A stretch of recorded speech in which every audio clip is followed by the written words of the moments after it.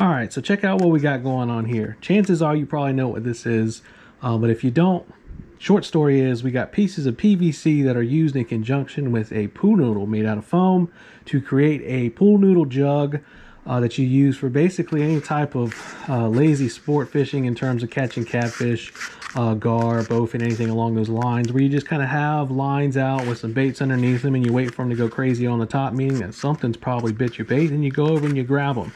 Well, I made some. I got some prototypes here in this bin, and I'm going to make a couple more, but I want to show everybody what I'm doing to make these. So if you're interested in what it might take to make some of your own, it'll give you an idea. So let's take some time today to show you all how I'm putting these together, what I'm using materials wise. If you're interested in putting some together, it could give you some ideas. I'm not going to say that this is the best way. This is just the way that I've been putting together some of these initial ones, but I am open to ideas from folks that have done this a lot longer than I have.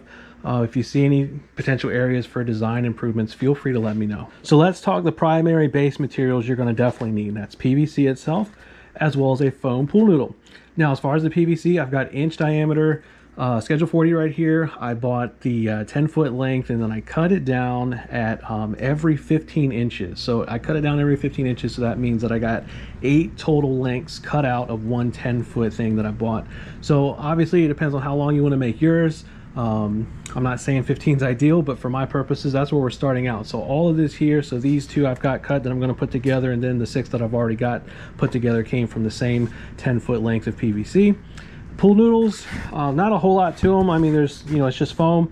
I'm thinking it's probably a good idea to go with a bright contrasting color that'll stand out on the water for visibility purposes. So I went with like the lime green as well as the pink here. I definitely would not recommend doing like a blue or anything along those lines, because you don't want people to run into them, or otherwise you don't want to lose them while you're out on the water. So if you can contrast with some bright colors, it's probably your best bet. So I need to cut down some foam because we're using 15-inch long sections of PVC. It's always a good idea to have some wiggle room on either end. So I'm going to measure out 12 inches here on the foam, and I'm going to cut 2 lengths in order to get what eventually is going to slide onto the pipe itself. All right, so we got our 15-inch PVC section, we got our 12-inch cut down piece of foam. Now we got to get it on here, but before we get it on here, depending on how good of equipment you have, if you got a good saw, if you can make some clean cuts, that's great. But both ends of the pipe here have been sawed down with a hand saw, and they're kind of jagged. It's not like crazy sharp or anything, but I do want to increase the chances of not ripping up the foam here on the inside of the pool noodle when I get the pipe in there. So what I'm going to do is take a sanding sponge that I had lying around. I'm going to sand down the edges just to smooth them out. That way I increase my chances of not ripping up the foam, and it'll also help the slip caps go on easy enough on both ends.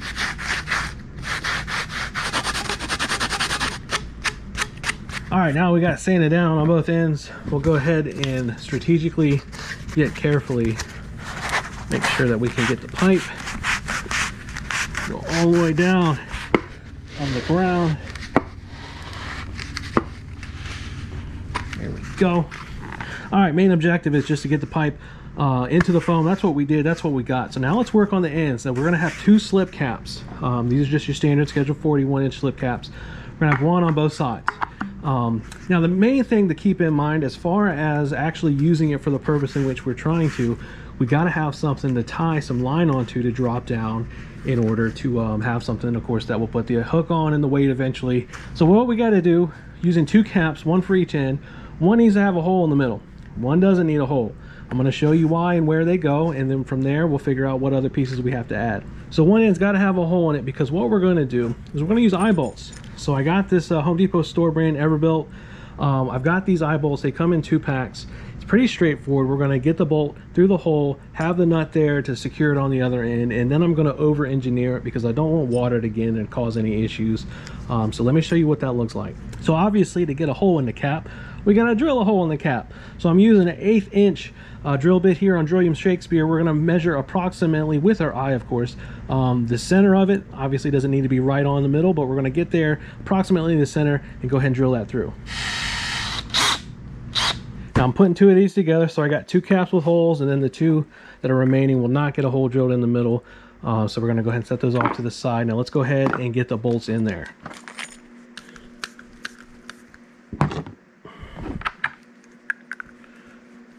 All right, now we got the bolts in there, so now we need to get the nuts on the bolts. But I'm going to do something extra because if it's worth doing, it's worth overdoing. And by that, I mean I'm going to take some thread locking liquid and I'm going to drop it right down there pretty much at the bottom there of the bolt so I can get the nut down there and hopefully lock it down. Ideally, it's not going to go anywhere. And I don't suspect under any normal circumstances without using thread locker that it would go anywhere. But I have anxiety issues, so in order to kind of reduce those, I'm going to lock them down, and then we're going to do something else that's also over-engineering, because again, if it's worth doing, it's worth overdoing. So let's get to that here shortly once we get these nuts on here.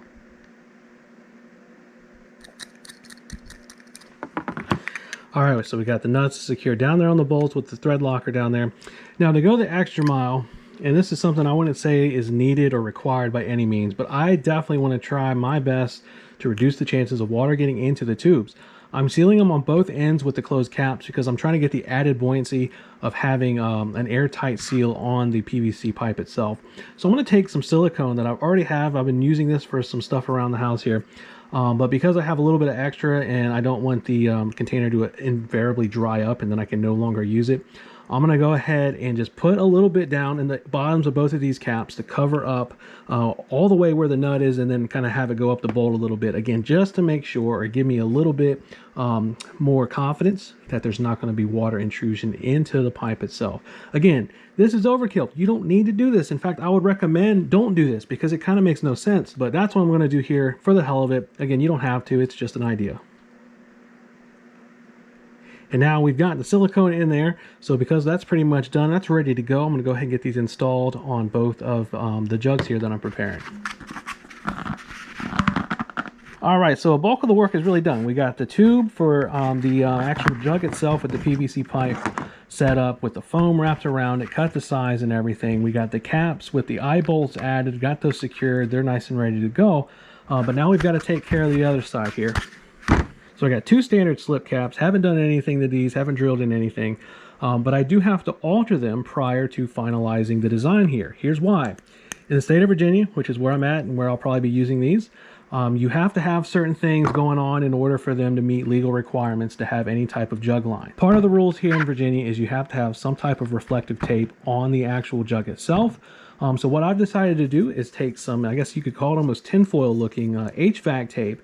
So it is water resistant. It's not going to lose its sticky power here as it gets wet. I'm going to take some and I'm going to cut it and I'm going to wrap it around the cap. So in other words, when I'm done with the cap, and I'll pull one that I've already finished, it's going to look like this. So that way, if anybody shines a light on it, they'll be able to see the reflection come off the tape itself. So I need to make sure that I've got all these meet and spec. So I'm going to go ahead and put some tape, cut it down to size, and have it here on these caps before I put them onto the other end of the PVC pipe here.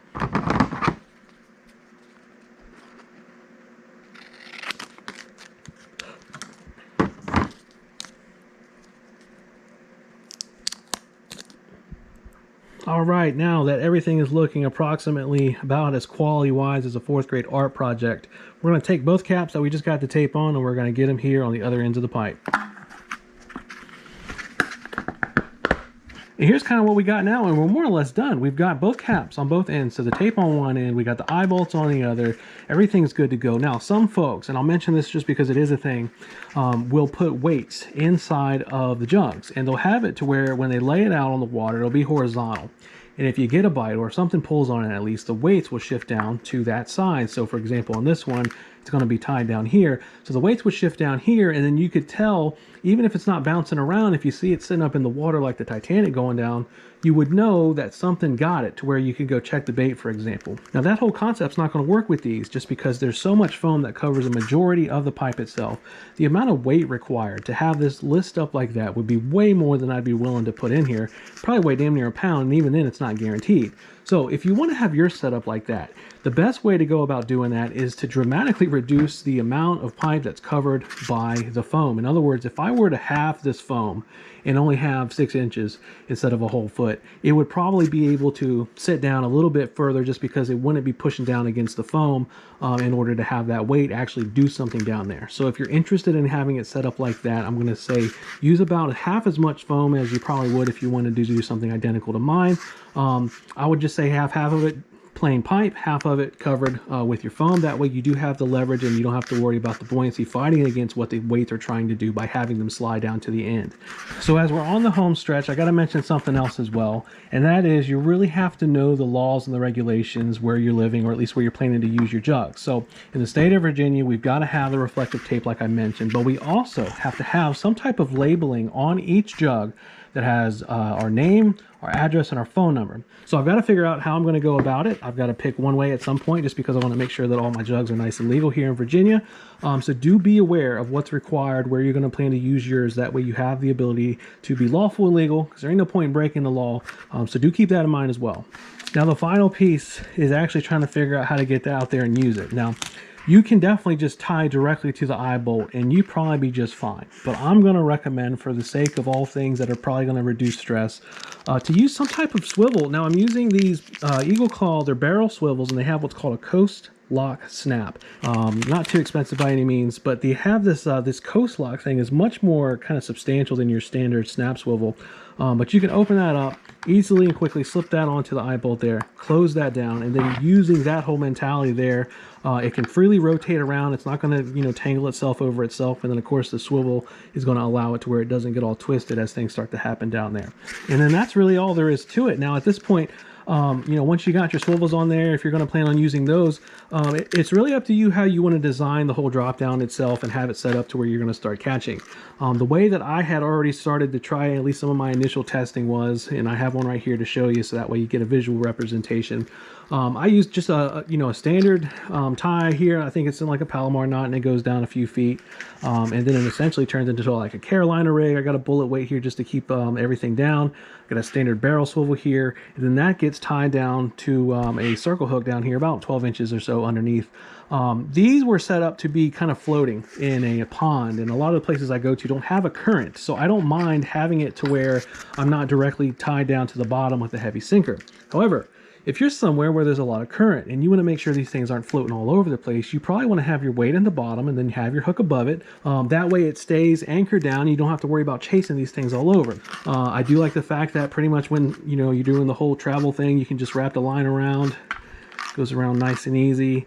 And then you can take the hook itself and you can stick it into the foam. That way you don't have a whole bunch of hook points just hanging all over the place. So that's what we're doing today, making PVC. So that's going to wrap it up, folks. That's how you make the jugs, or at least that's how I made my jugs. So if you're looking for some ideas, that's a potential place to get you started. Anybody that's more experienced, if you got some feedback about some improvements I can make to the design, let me know. Any questions or comments, you know where to leave them. I appreciate y'all watching. I'll see you on the next one.